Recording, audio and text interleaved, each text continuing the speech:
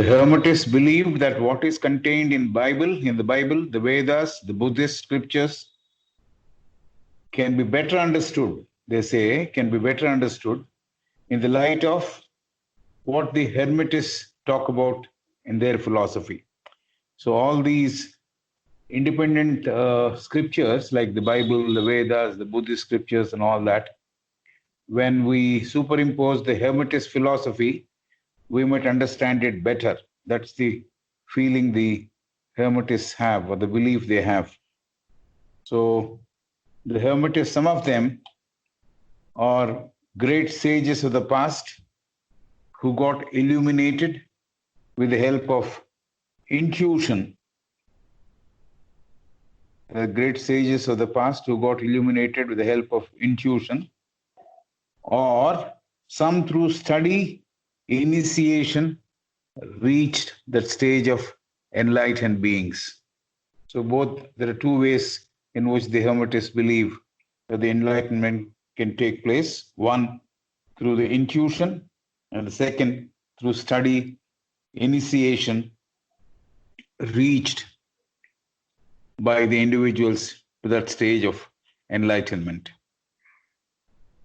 Virtually, they all accepted the path shown by Moses, Buddha, and Jesus. So they, while agreeing whatever they said is right, they say when we couple it with the philosophy as proposed by the Hermes, the thrice greatest, it makes better sense. That's what they were talking about. So this is the philosophy they have, and the symbolism of the Hermetic symbolism, they draw comparisons between Pythagoras, Kabbalists who are Jews, and the philosophy of Buddhists, and they see that the visible universe or prototypes are all illusions. All which we see with our eye is all illusion. This is the part of the philosophy which the Hermes talks about, and even Shankara talks about. Whatever is the universe we see is Maya. So that's the same thing which Hermetists also believed.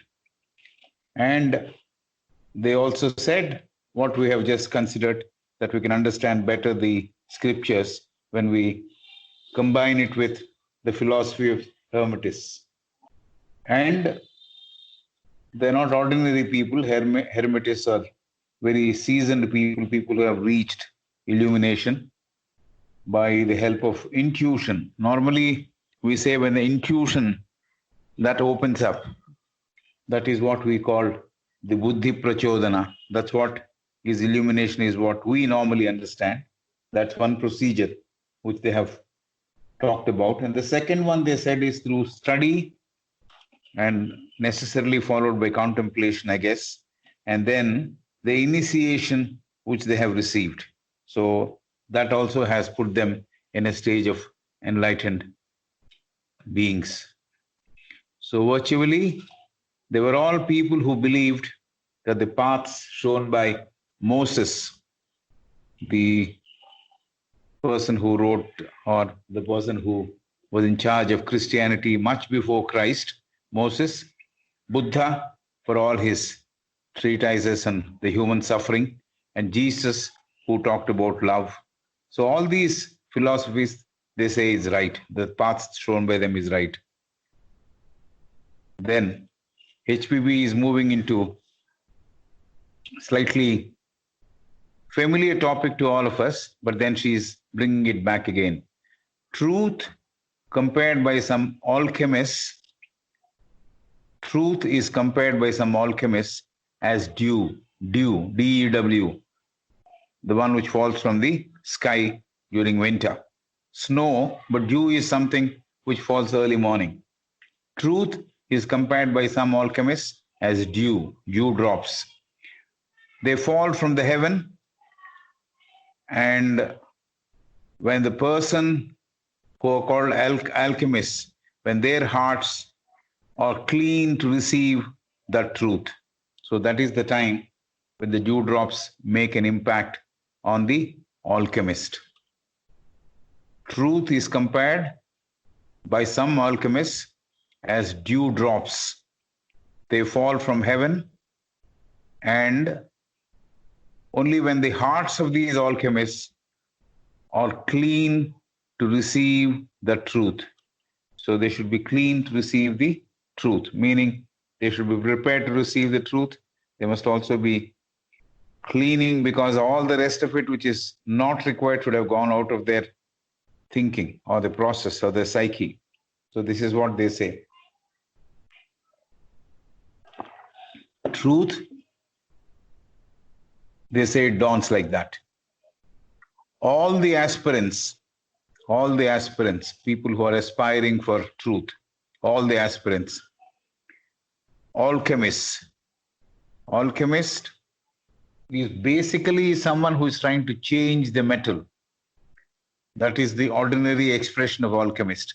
But what she is trying to use the word alchemist here is someone who will change his basic nature to divine nature. So even that is a change, even that is alchemy in the broader sense or in the deeper sense. So all the aspirants, all the people who are aspiring for truth, and all the alchemists,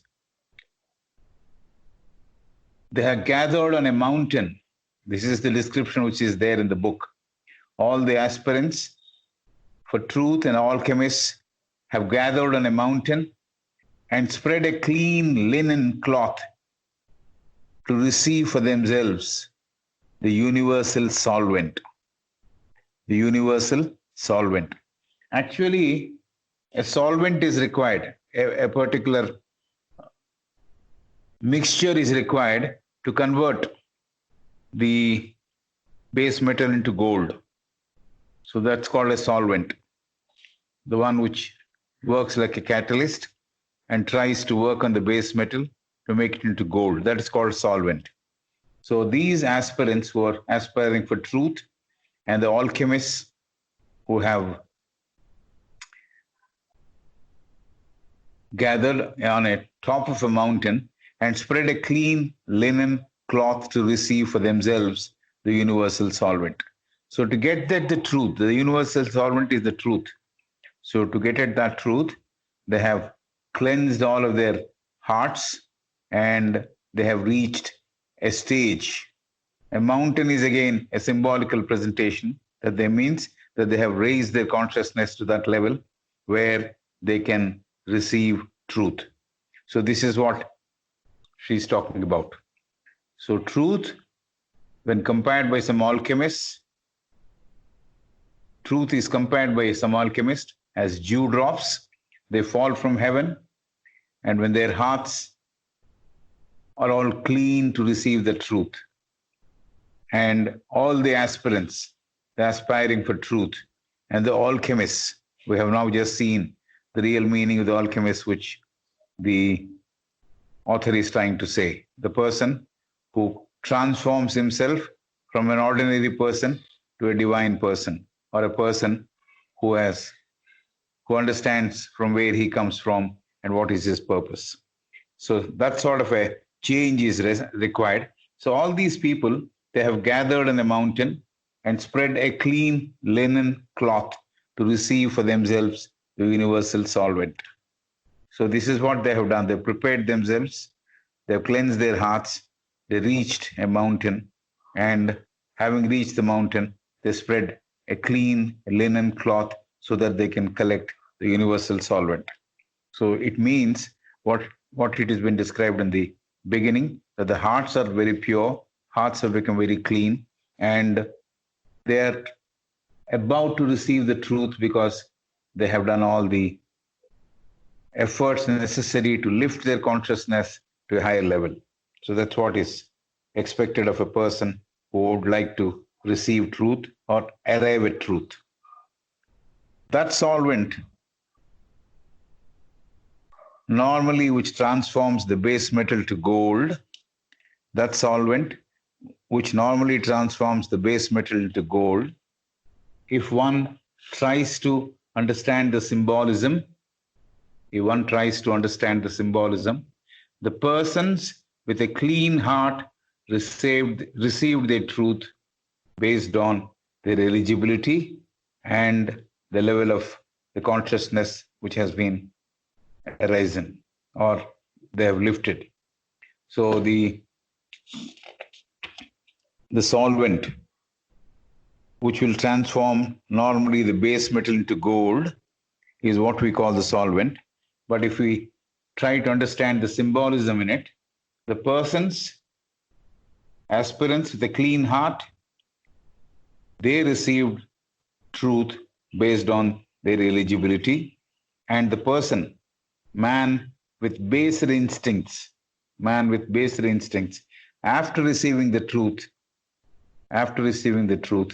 gets transformed into a person with a golden heart, which is heart full of light, illuminating light.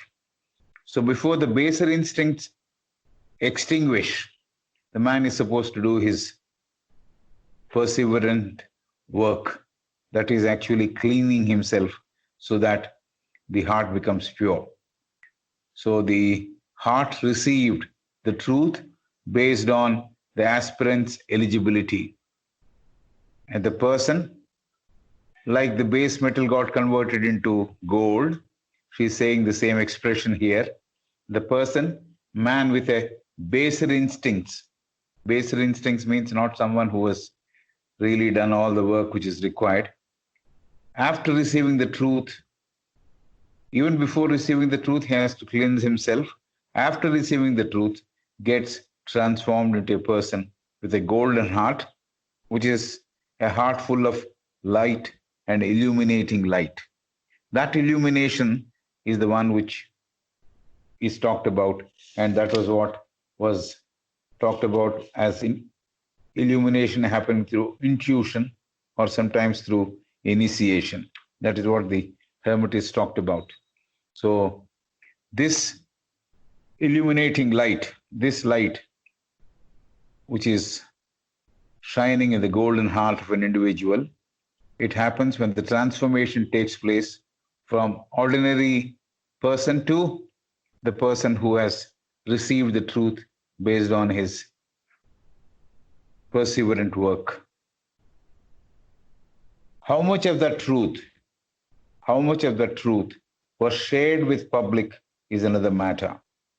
See, normally we're supposed to receive the truth, understand the truth, and try to explain it to others, or at least show the path to others so that they can try and find their own truth. So this observation is made. How much of that truth was shared with public is another matter.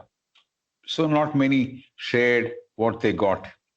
That was what the people thought was the done thing.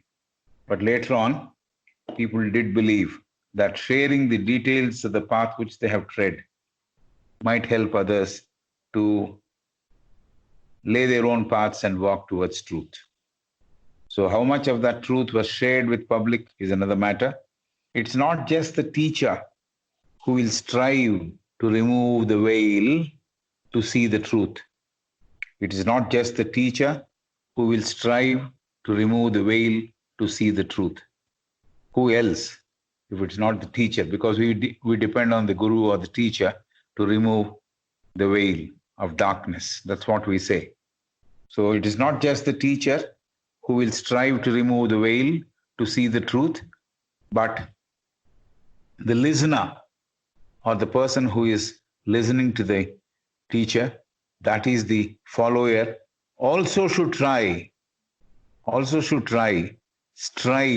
to remove the veil. So this is a two-way effort. It's not just enough if the teacher does it, the follower or the student also should do it. So it's not just the teacher who will strive to remove the veil to see the truth. Who has to see the truth? The follower has to see the truth. The student has to see the truth. The teacher has already seen it. So he only explains what he has seen. It is a fact to him. If it has to become a fact to the individual who is listening, he has to do that exercise all by himself. So that's why this is said, it is not just the teacher who will strive to remove the veil to see the truth, but the listener, that is the follower, also should strive to remove the veil. This is perhaps where we stop. We expect the Guru to do the job and we think we have arrived. That portion of what he has seen, he might explain or he might show. But to arrive there by walking on the path which one would lay for himself, the student has to work. That's what it means. So the teacher will strive to remove the veil to see the truth, and the listener, that is the follower, also should strive to remove the veil. This is necessary to perceive truth in all its aspects. This is necessary to perceive truth in all its aspects. It is not a phase of the truth which the student is interested in. If it is a phase, he can be satisfied with what his guru has seen, but he would like to see the truth in all its splendor. So in order to do that, the student or the follower or the aspirant should strive to remove the veil, and he will try to perceive the truth in all its aspects, in all its glory. So if the heart is turned to the Lord, this is another statement which is being made. If the heart is turned to the Lord, then he can see beyond the anthropomorphic images of the Father, the Son, and the Holy Ghost.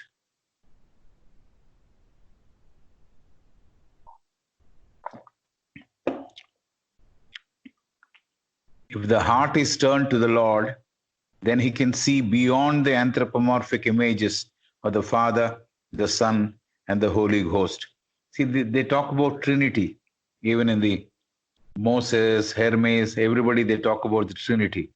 So the Trinity is, as per the Christian terminology, it is the Father, the Son, and the Holy Ghost. If it comes to the Sanatana Dharma, it's Brahma, Vishnu, and Maheshwara. So like that, we have the Trinity in all the systems. So if the heart is turned to the Lord, these three are three aspects of the Lord. So if we have to see the Lord in complete, the picture of the real source, then we should cast away the images which we have formed. Anthropomorphic images means the images manufactured or made by man as to who is God, who is the Son of God, and who is the Holy Ghost. All these three, they have been invented by man. These forms have been invented by man. The terms are not invented by man. The forms given to these terms have been invented by man. So these forms have to disappear. And when they disappear, the anthropomorphic images of the Father, Son, and the Holy Ghost, they disappear. And then the heart can see the Lord. So if the heart is turned to the Lord, then he can see. Only then he can see beyond the anthropomorphic images of the Father, the Son, and the Holy Ghost. So we have to go beyond these images which we know. Images are not the thing. Like the word is not the thing. The images are not God. So we have to go beyond the human manufactured or human painted or human created images. That is all anthropomorphic images. So beyond this, there is something more glorious. And we know we cannot talk about it. We can only understand it with our higher principle, higher mind. And it is beyond this human images made, or it is beyond this human made images, we have the real Lord's presence. This is exactly what was trying to be conveyed in that first sentence. When we turn our heart towards the Lord, it means when we have gone beyond the human made images, when we have seen behind or relegated these human images and seen what is actually there, then that is the real Lord's presence. That Lord is life and man. That Lord is life and man. That's everything. Of course, it's talked about man only, but then it is inclusive of everything, the mineral, the vegetable, everything, all included in that. So this is the statement which is talked about through alchemists. The alchemists are the people who turn base material into gold, and all the alchemists, they believe that truth is something like dew drops which fall from heaven when the hearts are absolutely clean. And we should be clean, in our hearts be clean to receive the truth. So all the aspirants, all the alchemists symbolically assembled on a mountain, and they spread a clean linen cloth to receive for themselves the universal solvent. The universal solvent is the truth. The clean linen cloth is the hearts, and the going up to the mountain is raising their consciousness. This is how we have to understand. The solvent, which will normally transform the base metal into gold, this is why the solvent is used. If one tries to understand the symbolism, the persons with a clean heart received their truth based on the eligibility, and the person, man with baser instincts, after cleansing himself and after receiving the truth, gets transformed into a person with a golden heart, which is heart full of light, illuminating light. That means he becomes illuminated. He has to do the work himself. It is not somebody else will hold his hand and take him there. How much of that truth was shared with public is another matter. Not many shared with others in those days. It's not just the teacher who will strive to remove the veil to see the truth, but the listener, that is the follower, also should strive to remove the veil. So both the teacher will try, more than the teacher, the person who is listening should remove all that is not required so that the teaching enters his psyche or enters his heart. So that's important. So he should remove all the veil, all the conditioning which is there, which has been a product of time. So that the listener has to do, the student has to do. And this is required to perceive the truth in all its aspects. And moving to a different subject, if the heart is turned to the Lord, then one can see beyond the anthropomorphic images of the Father, the Son, and the Holy Ghost. So this is required. We have to go beyond the human creation of godly forms. So it is beyond these human-made forms or images that we have the real Lord's presence, Almighty's presence. And that Lord is life and man. So that is the person whom we are trying to see or understand or receive his grace. H.P. Blavatsky says that there is always a conflict between world religions that are existing. HPB says that there is always a conflict existing between the religions which are in prevalence, meaning Christianity, Judaism, Brahmanism, paganism. Paganism is well before even the Moses started operating. Pagan is very early to all this. Paganism, Buddhism, all come from one source. This is what she is saying. HPB says that there is always a conflict between the religions which are there in the world. Religions in the world are in conflict with each other. And so the people who are following the religions also are conflicting with each other. So what are the religions which are in conflict? Christianity, Judaism, Brahmanism, paganism, pagan, P-A-G-A-N, ism is added, paganism, Buddhism. They all come from one source. Actually, truth is only known to few. The rest of the persons are not prepared to lift the veil and try to look at the truth. Actually, truth is known only to few, because only few have tried going beyond. We know no word can describe it, no form can describe it.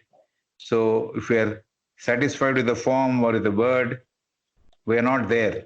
So she is saying, HPV is saying, truth is known only to few, those who dared, those who put aside everything, and then they could reach. So truth is known only to a few people. The rest of the persons, truth is known only to few. The rest of the persons are not prepared to lift the wheel.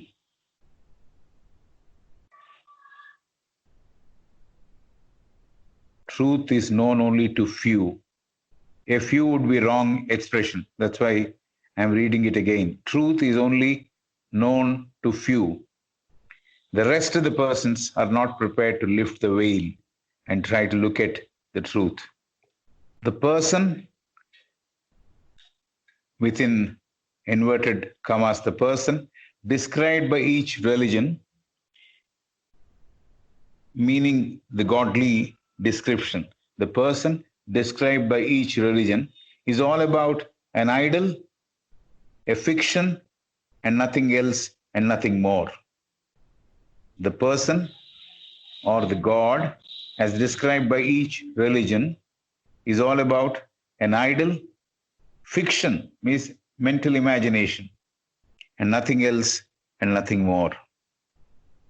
So this is what we were completely satisfied with before we knew how to go about.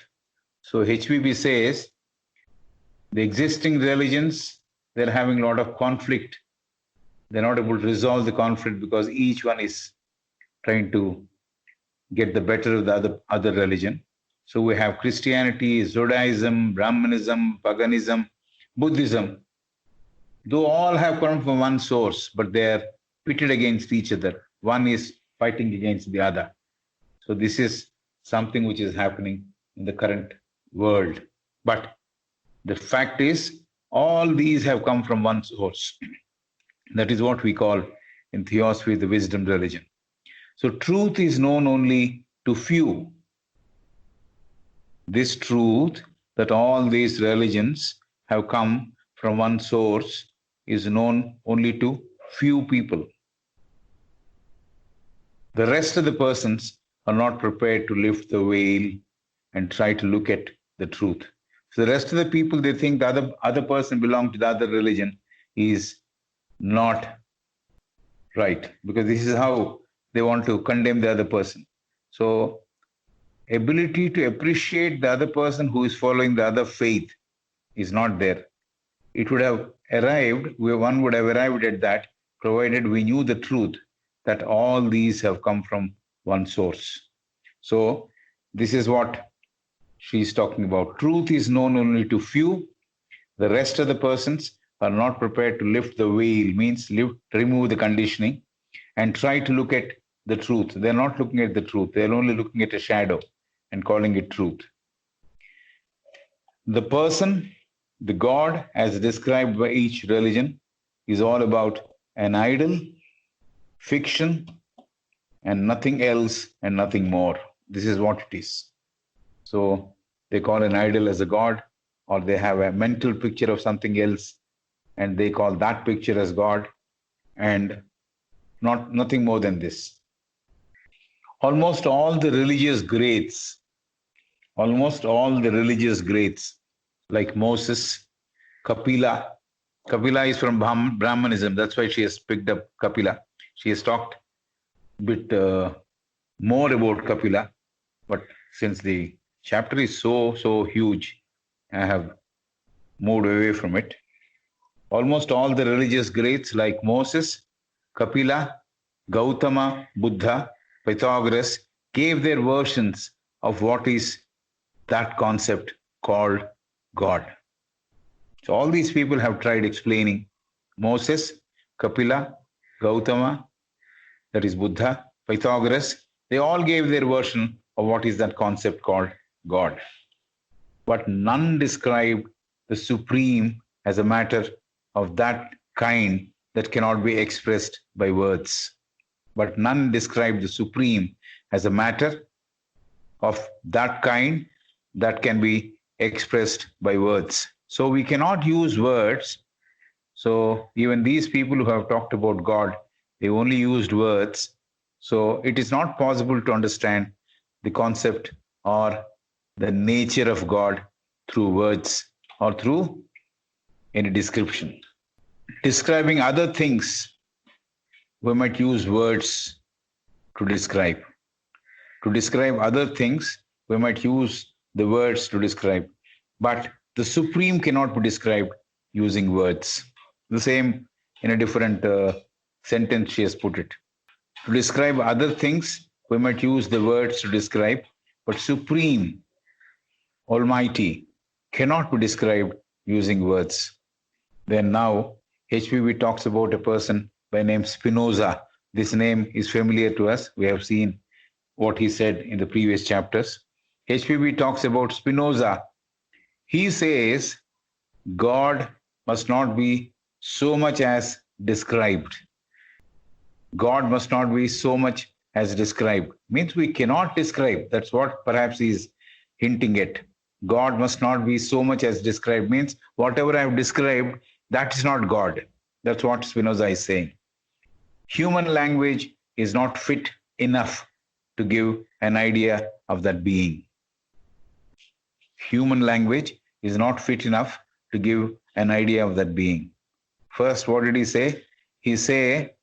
Spinoza said, God must not be so much as described. That means whatever man has described using words, that's not God. Human language is not fit enough to give an idea of that being. So we cannot use our language, our words, to describe the divine or the almighty. And this unique being about whom the human language is not able to describe, this unique being is someone we have to understand by our clean heart. So it's only a clean heart. That's why perhaps all those golden states talks about. So only the clean heart can understand his uniqueness. That being who is called the Supreme, his uniqueness, if we have to understand, our hearts have to be clean. H.P. Blavatsky feels, due to anthropomorphizing, that is, man describing God as some form or the other, or putting a form as God, HPV feels due to anthropomorphizing, the original statement has changed. What is the original statement? Anthropomorphizing is man imagining or making his own image of God. I don't have to talk about it again and again. By this time, you must have got it. Anthropomorphizing is man imagining or making his own image of God. So that process of anthropomorphizing, it has changed the original statement. That's what HPB is saying. What was the original statement? The original statement was, God made man after his own image. This is the original statement, which is there in the Bible. God made man after his own image. This is the original statement. And after due anthropomorphizing, we have to unfortunately say, man imagines God in his own image. Man forms an image and he says God looks like this, and so he has fixed him in the image which he knows. So the original statement has lost its relevance. That's what Madam is saying. So the original statement got twisted or modified. What was the original statement? God made man after his own image. That was the original statement.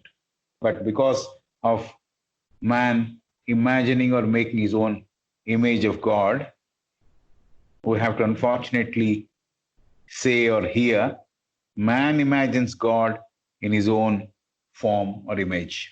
So this is what is happening. It is not the other way around is right, is what HBB is saying. Man says, HBB,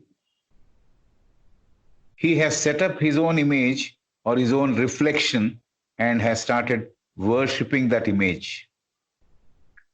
Man, says HBB, what is that what he has done? He has set up his own image.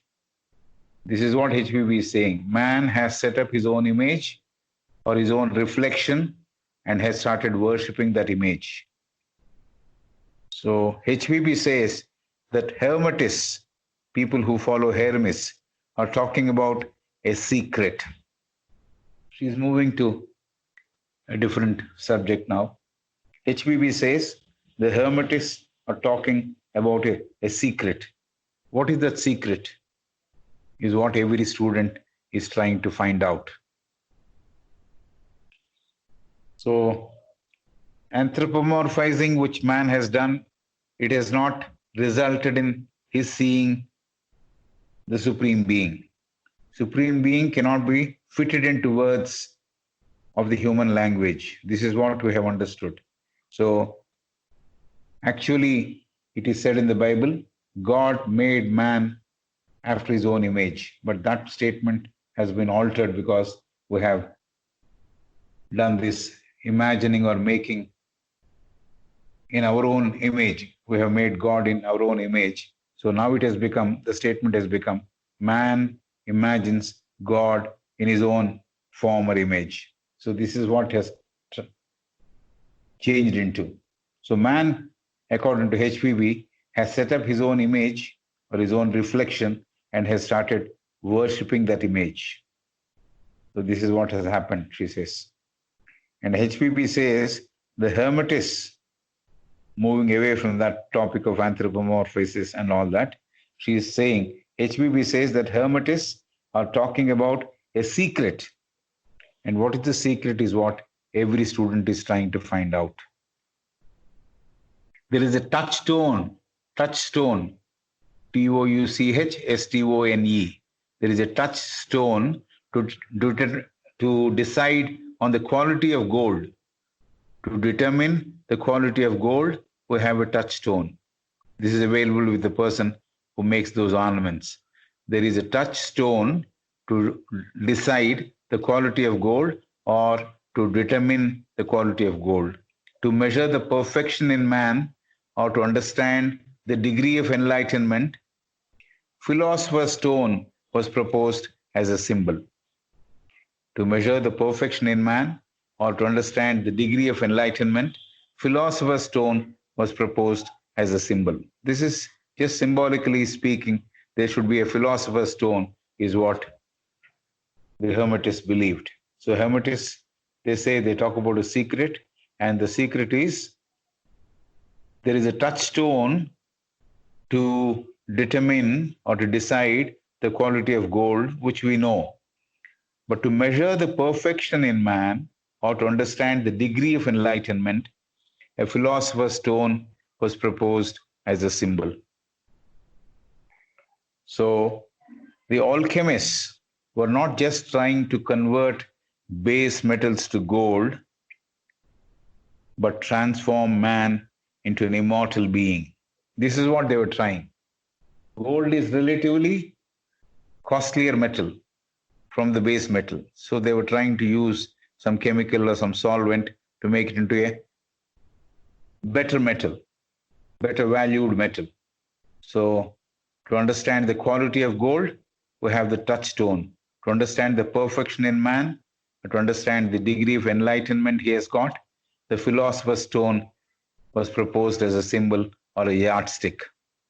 So the alchemists were not just trying to convert the base metals into gold, but transform man into an immortal being. The man has to transform himself into an immortal being. Immortal is someone who has no death, right? What has no death? We know the body perishes, but the spirit continues to live. So, what is that man has to possess for achieving that rejuvenation? What is that man has to possess for achieving that rejuvenation? This is the question. And what is that elixir of life? Elixir means something like nectar, amrita. What is that elixir? What is that which is called the elixir of life? What is that man has to possess for achieving that rejuvenation? Rejuvenation means becoming lively again. Suppose he is no more and he gets back to life, that is rejuvenation. Or he is feeling low, he becomes quite energetic, that is rejuvenation. So, what is that man has to possess to achieve this rejuvenation? And what is it called? That elixir of life. So these are the questions. So this term, the philosopher's stone, was a symbolical expression of that goal sought after by man in those days.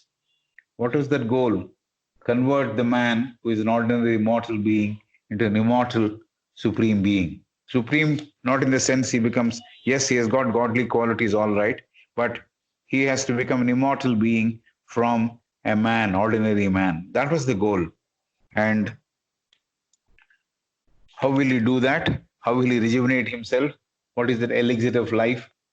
This is what the questions are. So this is the term, the philosopher's stone, and that was a symbolical expression.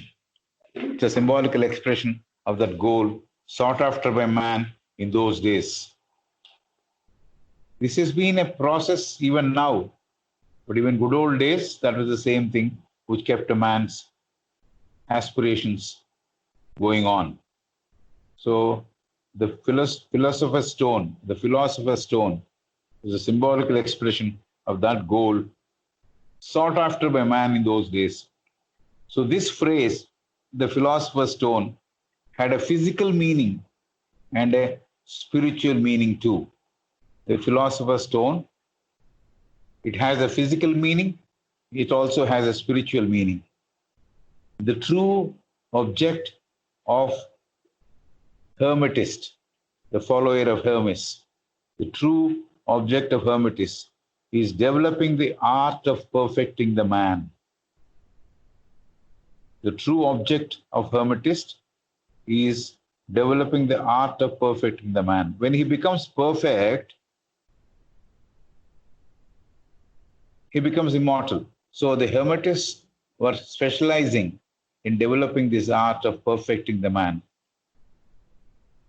And the Hermetists, they believe man is composed of soul, S-O-L, not S-O-U-L. This is another term, S-O-L, water of mercury and sulfur. This is what man is made of according to the Hermetist philosophy. They say man is composed of SOL, soul, water of mercury and sulfur. Sulfur is the secret fire. Sulfur is the secret fire which is available in the body. Sulfur is the secret fire which is available in the body. We can redefine them, the same soul, water of mercury and sulfur. We can redefine them. That's what the book says. We can redefine them or restate them as body, soul, and spirit. Soul, water of mercury, and sulfur were the three descriptions given by the Hermetists to begin with. And sulfur is a secret fire which is available in man. So man is also an admixture of chemicals. Earth, fire, and the fire which is there in man is described as sulfur. So that was the original description. And then we can redefine the above as body, soul, and spirit. So this is how we can understand those three terms. SOL has become SOUL, I guess. Yes, water of mercury and sulfur. The spirit is fire and the body is the water of mercury. Because we have a lot of water in our body, isn't it? We have a lot of water in our body.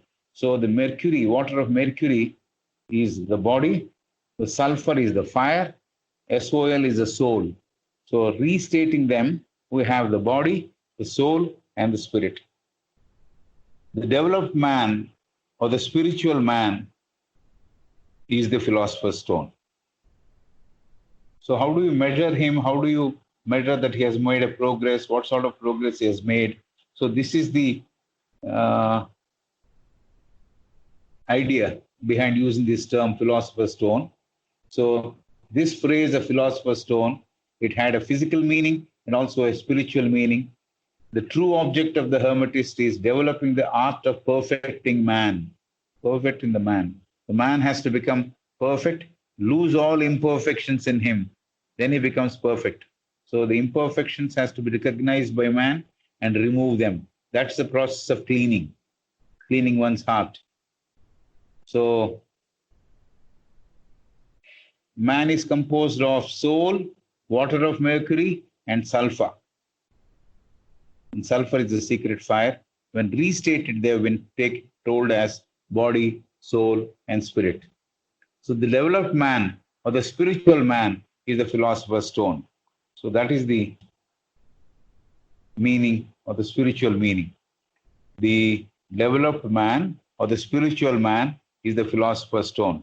He is also the stone physically, not initially knowing that there is an element, the spirit, and he can be transformed.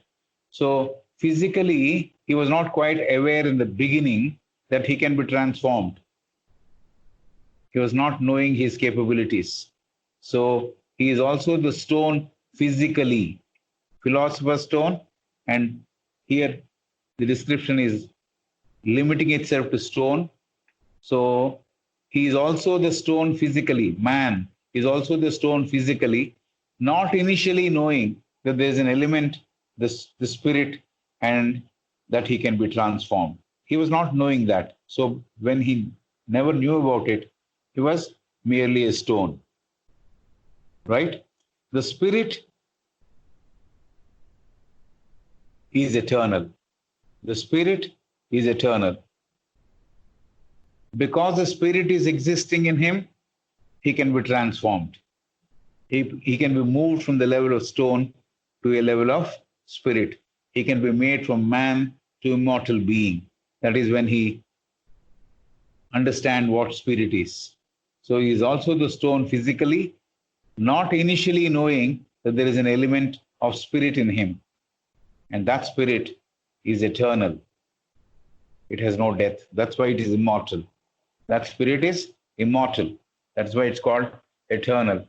And man gets transformed from the base state of stone to the state of spirit, and that is the physical description of the philosopher's stone. So we chemically need a solvent, chemically speaking, chemistry-wise speaking, we need a solvent to make or convert the base metal into gold. That is what is called solvent, the catalyst which converts the base metal into gold. So chemically also, we need a solvent to make or convert base metal into gold. The universal solvent, which has dropped into the clean linen which was spread on the top of the mountain, remember that description? So the universal solvent which can transform man is the divine spirit. The universal solvent which can transform man is the divine spirit. HPB says man is a correlation of chemical, physical, and spiritual powers. HPB says man is a correlation, a combination of chemical, physical, and spiritual powers. The physical or the body should become virtuous if the spirit has to work in it, so that man reaches perfection. So this is the purpose of life. First he says, man is a correlation of chemical, physical, and spiritual powers.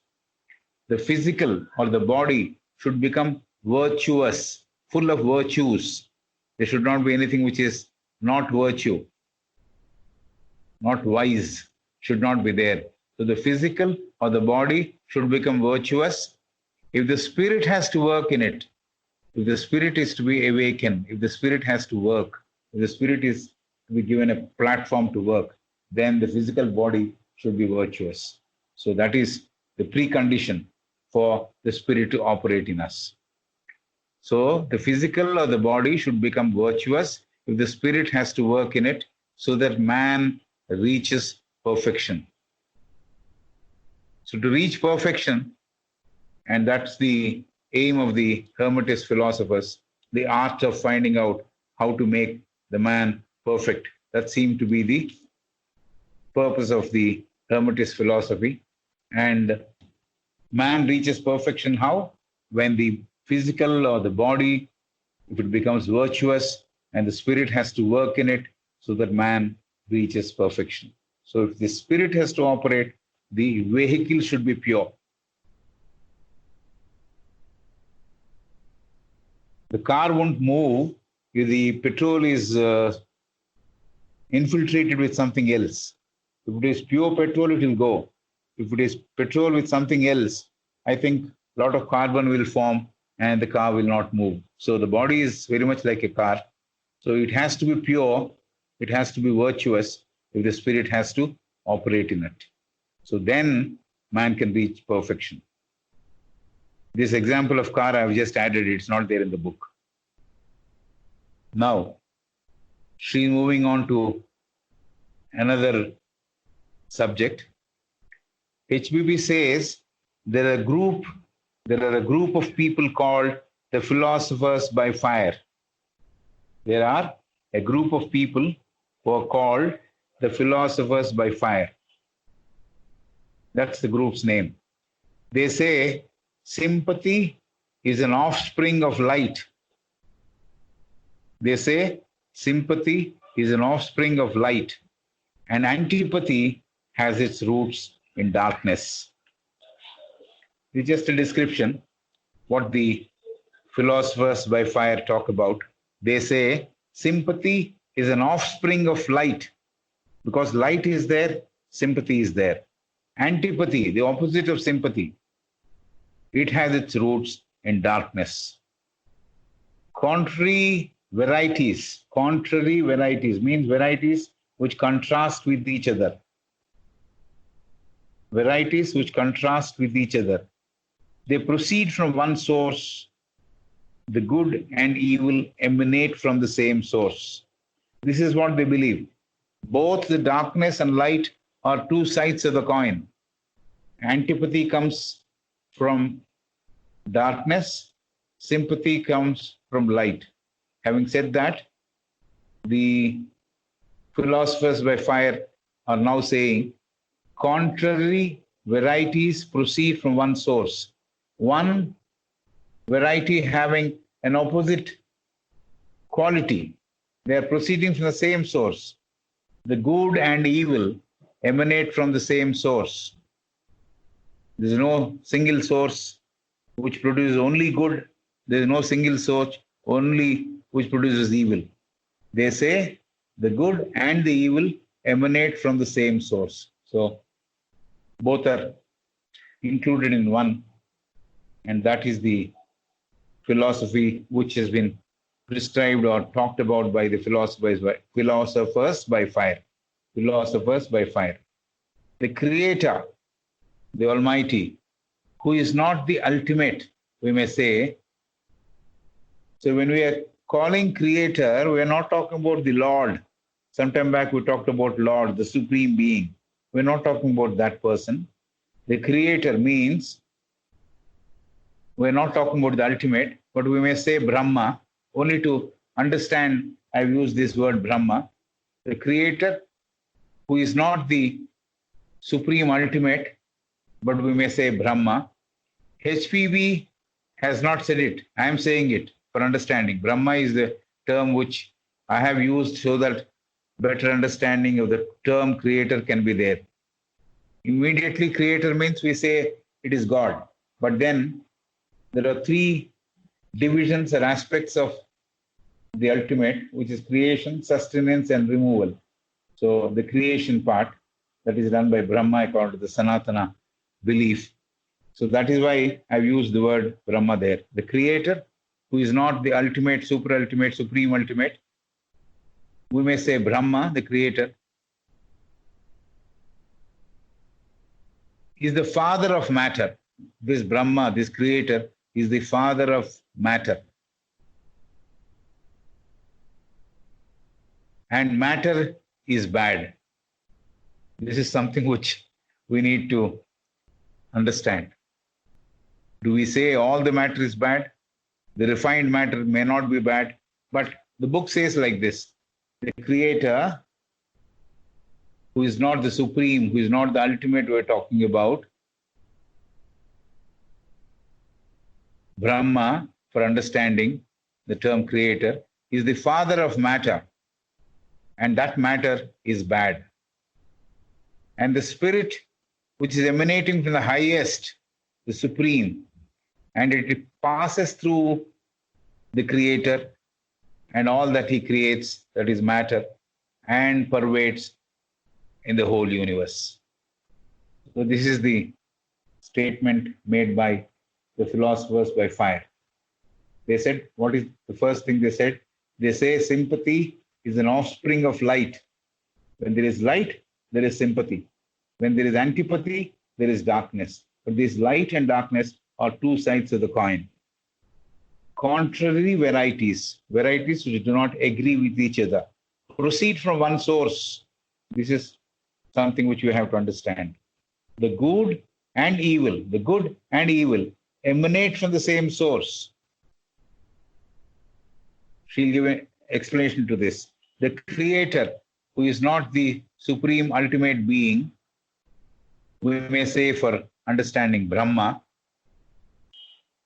he is the father of matter, which is evil or bad. And the spirit, which is emanating from the highest, the supreme being. And that spirit passes through creator, that is Brahma, and all that he creates, that is matter, and that spirit pervades the whole universe.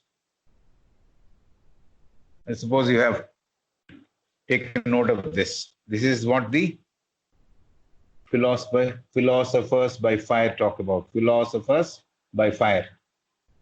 Robert Flood, F-L-U-D-D. Robert is the same spelling which normally we use. Flood, F-L-U-D-D. The chief of fire philosophers says that it is most certain that there are infinity of creatures of various types, first created and then maintained, generated, a process which continues from one generation to another generation. This is what the chief of the philosophers by fire talks about. Robert Flood, who is the head of their system, he talks about that it is almost certain that there are infinity of variety of creatures.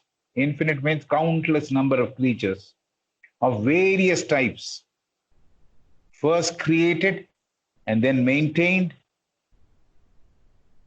generated. Before generation, that form should have disappeared.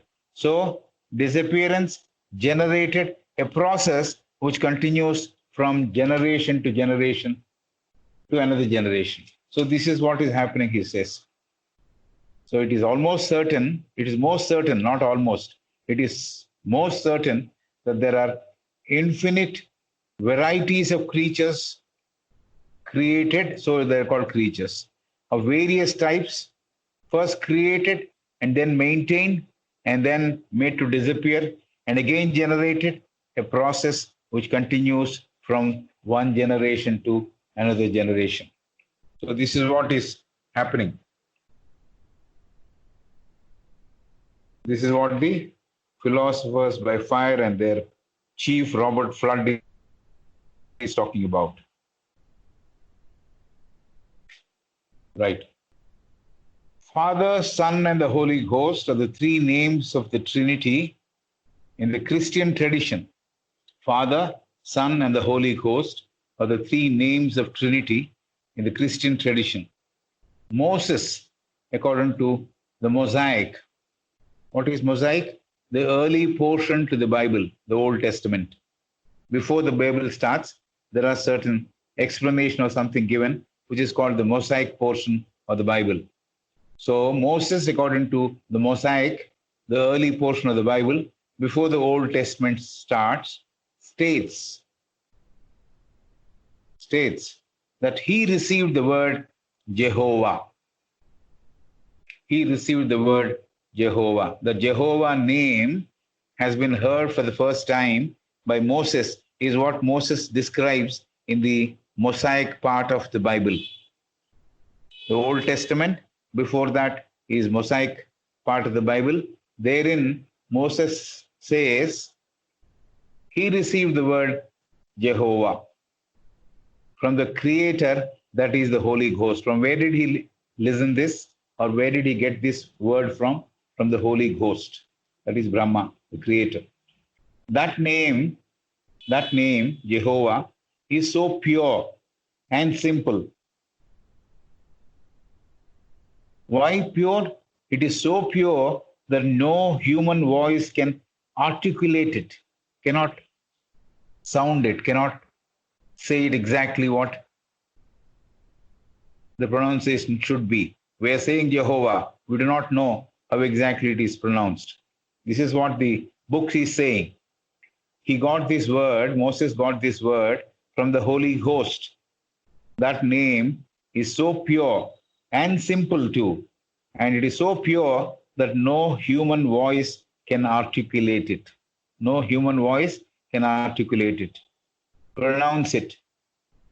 Even to pronounce the word, it suggests that there should be eligibility for that person. Even to say that word Jehovah. We are saying it casually now. Whether that's the way to pronounce, we do not know. Because it is starting with J, we're calling it Jehovah. Maybe it's Jehovah. We do not know. It is Jehova. So we are calling it Jehovah. But it may be Jehovah. We do not know. So it has been received from the Creator, that is the Holy Ghost, by Moses. That name is so pure and so simple. It is so pure that no human voice can articulate it. Means it cannot produce that sound and pronounce it. Even to pronounce it, pronounce the word, it suggests that there shall be, not should be, there shall be eligibility for that person. So otherwise, perhaps you'll not be able to pronounce it correctly, understand the term correctly. So he cannot articulate it, human voice cannot articulate it, cannot pronounce it. Even to pronounce, it suggests that there shall be eligibility for that person. That name, Jehovah, contains all the other 10 names. So this particular Jehovah or Jehovah, 10 names are included in that. There are 10 more names of the Supreme. So all those names are included in this particular term, which are included in it. That means Jehovah represents all the 10 names. So Judaism has 10 names for God. Judaism has 10 names for God. Though we say we can't understand him or we can't get hold of him by calling it by one name the other, by saying one word or the other, but Judaism believed that God has 10 names, and this Jehovah represents all the 10 names. And one more thing, the name is everlasting, eternal. The name is everlasting and eternal. And this name, Jehovah, has all the positive aspects of God embedded in it. This name has all the positive aspects of God embedded in it, means it's part and parcel of it. In this name, all the positive aspects of God are embedded in it. Positive aspects of God have been mentioned as nolenti, as volunty in the book. Meaning, positive aspects of God has been mentioned in the book as N-O-L-U-N-T-Y and as V-O-L-U-N-T-Y, nolenti as volunty, meaning qualities like light, love, creation, etc. So these are all the descriptions of the 10 names of God.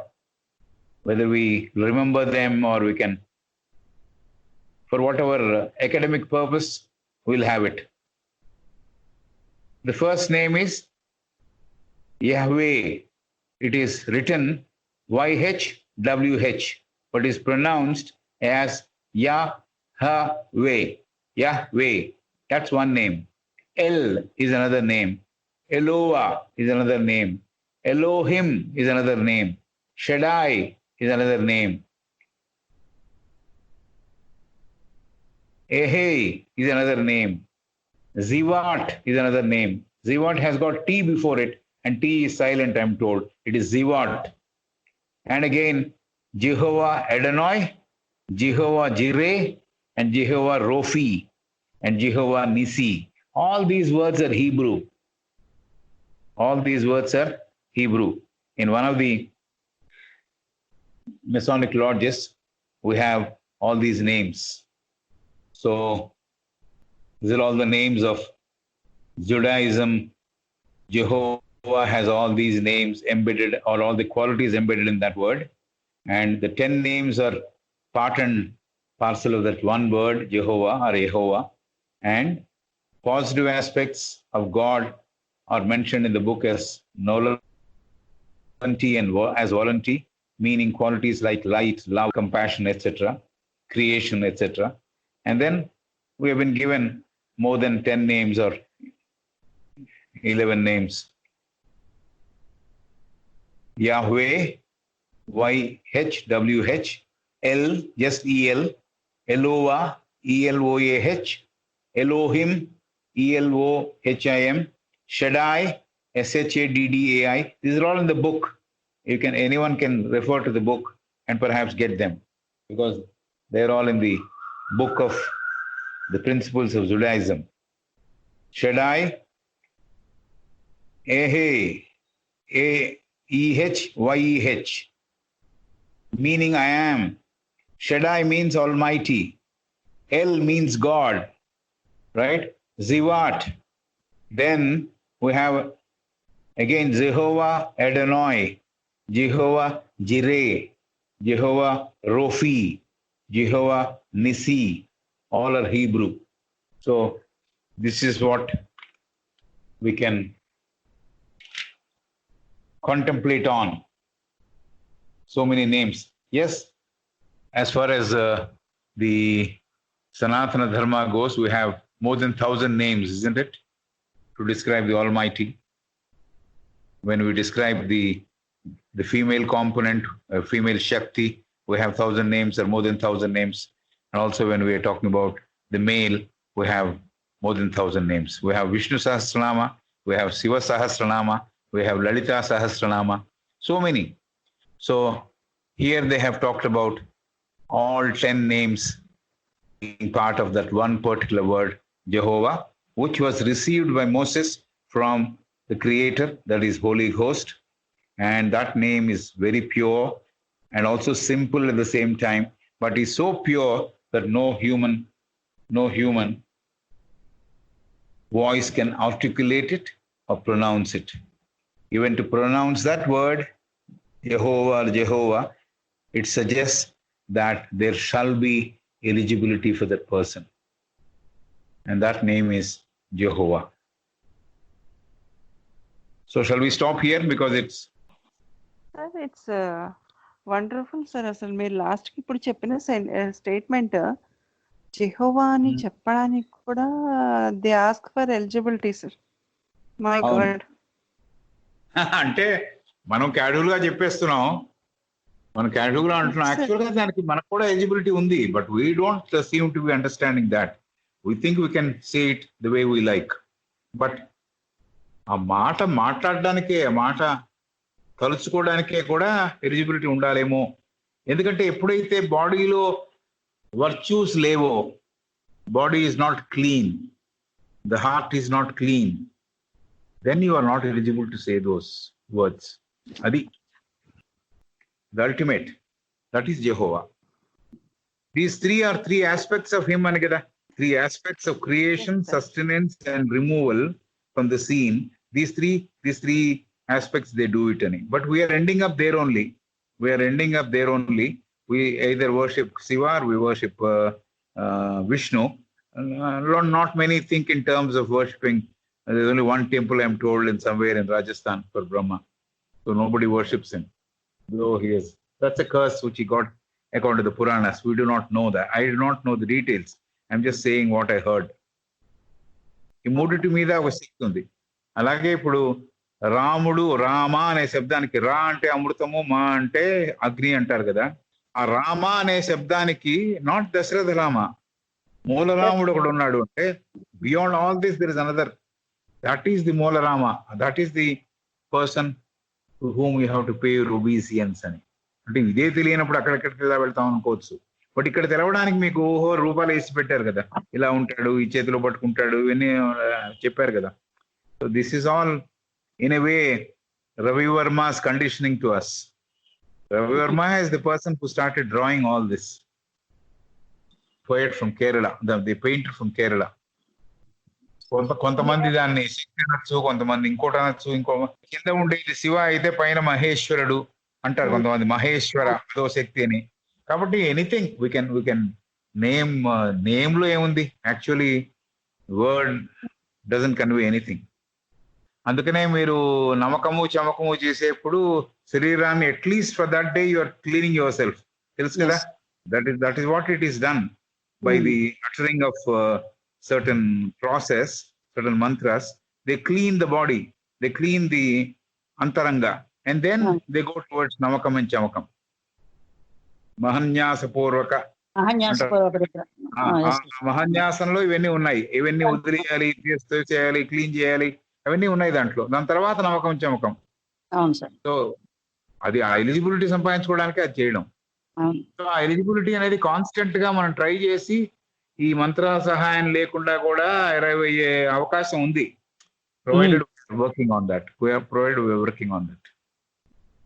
అంటే మనం ఎంతసేపు మా గురువు గారు చెప్పిన మంత్రార్థమే నాకు తెలుసు, అంతే కదా. నేనుగా కనుక్కున్నది ఏమీ లేదు, అతను కనుక్కున్నదో అతని గురువు గారు చెప్పిందో ఆయన నాకు కన్వే చేశారు. రైట్. దీనికన్నా కూడా the perfect way is to find out what exactly it is through my contemplation. I should find out what exactly it means. ఏమిటి దాని అర్థం ఏమిటి అనేది ఒక్కొక్క నామానికి మీరు కనుక్కుంటే ఎంత ఎన్నాళ్ళు పడుతుందో తెలియదు. ఒక్కొక్క నామానికి ఒకవేళ నామం వయసు వెళ్దాం అనుకుంటే, ఊరికే చెబుతున్నా, it's an exercise one can do even with the principal నామాస్, నాట్ ఆల్ ది నామాస్. క్షీర సముద్ర రాజతనయాం అన్నా అనుకోండి, ఎక్కడ క్షీరము ఎక్కడ సముద్రము? సముద్రం అంటే ఏమిటి? సముద్రాన్ని దేన్ని సముద్రం అంటున్నారు? మనకు కనిపించే క్షార సముద్రమా? క్షీరం అంటున్నారు. క్షీరంతో సముద్రం ఎక్కడుంది? ఇవన్నీ ఆలోచిస్తూ పోయారనుకోండి, ఎక్కడ where will you, how will you understand only with the mind, the higher mind, not the lower mind. Lower mind cannot do it. మళ్ళీ ఈ మూడు కూడా ఒకటే అంటారు. How do we describe it? దసరాల్లో చాలా మంది ఇళ్లలో మహాలక్ష్మి, మహాసరస్వతి, మహాకాళి అంటారు కదా, మూడు కలిపి ఒకటే అంటారు మళ్ళీ. So how do we arrive at that? అంటే ఊరికే I'm just using the expressions which I've heard, just the word again. ఈ వర్డ్ కాకుండా ఆ తత్వం దగ్గరికి ఎలా వెళ్ళడం, అది మోర్ ఇంపార్టెంట్. ఎట్లా వెళ్ళాలి? How do we go about? గురువు తీసుకెళ్తారు అని చెప్తారు. గురువు అతను వెళ్ళిన మార్గంలో చెప్తాడు. But yes, that is one way. But having heard that, అదొక టూల్ గా వాడుకొని I should be able to go to my own understanding. That is the purpose of life. అవును సార్. అది మోర్ ఇంపార్టెంట్. గురువు definitely helps, no doubt about it. గురువు shows you the way. But ఎవరు నడవాలి ఆ path మీద? ఎవరు నడవాలి? అదే మార్గం చూపిస్తారు, మనమే కదా సార్ నడవాలి. విస్తృతంగా చేసుకోవాలి, ఇరుగ్గా ఉంటే విస్తృతంగా చేసుకోవడం, లేకపోతే ముళ్ళు ఉంటే ముళ్ళు తీసేయడం, లేకపోతే మలుపులు ఉంటే ఏ మలుపు తీసుకోవాలి అనుకోవడం, అది ఎవరు చేయాలి? నేనే చేయాలి. అది నా పని, నేను కనుక్కోవడం. కాబట్టి we're ending with yes, I have got it, my guru told me, that's it అని ఆగిపోతున్నాం. Guru has found it, guru has found it, he has taken it, he has reached his abode and he is happy. Can I reach my abode? How will I reach my abode? I'll have to buy a ticket, get into the seat, travel, isn't it? I have to do it myself. గురువు మార్గం మాత్రమే చూపిస్తారు sir మనకి. అంతే కదా. మనం చాలా మంది అక్కడ ఆగిపోతాం కదా, వి స్టాప్ దేర్ బికాస్ ఆవిడ ఆ పుస్తకంలో చెప్పినట్టు అలా పడుకుని ఉంటే ఏదో క్యాప్సూల్ మన లోపలికి వెళ్ళిపోతే, capsule of knowledge gets into us. When we get up, when that gets digested, we are great అనుకుంటాం. అలా జరగదు కదా. సీక్రెట్ డాక్టర్ కూడా మేడం బ్లావెస్కీ ఏం చెబుతుందంటే, ఎవరైతే చదువుకున్నారో వాళ్ళ దగ్గరికి వెళ్ళి వినద్దు అంటుంది. ఎవరైతే చదువుకున్నామని చెబుతున్నారో వాళ్ళ దగ్గరికి వెళ్ళి వినద్దు అంటుంది. ఎందుకంటే వాళ్ళ వర్షన్ నీకు వస్తుంది, నువ్వు కనుక్కోవాలి. నీ వర్షను సీక్రెట్ నువ్వు కనుక్కోవాలి కదా. కాబట్టి సీనియర్ స్టూడెంట్ దగ్గరికి వెళ్ళొద్దు అని క్లియర్ గా చెప్పింది ఆవిడ. సీనియర్ స్టూడెంట్ దగ్గరికి వెళ్ళొద్దు. ఎస్, ఎందుకు చెప్తారు? నేను చదువుకున్నాను, నేను చెప్పగలను అని చెప్తారు. నేను చెప్తున్నాగా, ఆ పిఎంసి ఛానల్ వాళ్ళు అడుగుతున్నారు, చెప్తున్నా. రెండు వీడియోలు అయ్యాయో, ఒక వీడియో అయింది, సారీ, ఒక వీడియో అయింది. They are wanting me to explain. Lot of people are there asking for it. They have not come back again. It's okay, they don't come back, fine. But what I'm saying is, I am trying to explain something which I have understood through the study, which is not what the person who is listening to do should do. He should do it on his own. So evaro vaadu cheppedi adi satyamu kaadu kada. Avunu ante I have talked about the guru. This is also true. Avadu చాలా clear గా చెబుతున్నా పుస్తకంలో. You should never go to a student who has learnt it and approach him and say, please tell me what is it. ఏదో discuss చేయొచ్చేమో, I can discuss, ఇది ఇలాగా. Translate చేసిన వాళ్ళు ఉన్నారు, ఇంకోటి చేసిన వాళ్ళు ఉన్నారు, there are so many people.